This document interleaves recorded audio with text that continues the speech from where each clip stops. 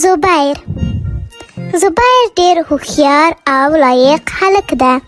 هغه کله چې له خوبه راپاڅېږي اول خپل مخ مینځي، وروسته خپل غاښونه برس کوي او بیا د سهار چای څښي. زبیر وروسته له دې چې د سهار چای وڅښي ښوونځي ته ځي. هغه په ښوونځي کې اول نمره دی.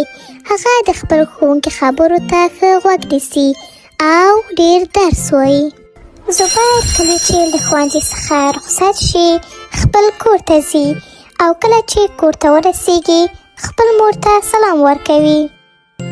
زبیر وروسته له دې چې د شپې ډوډۍ وخوړله د ښوونځي کورنۍ دنده یې لیکي.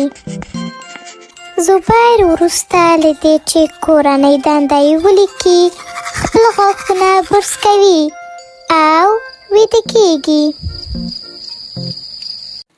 د نورو ویډیوګانو لپاره زموږ چینل لایک، سبسکرایب او زنګوله ووهئ.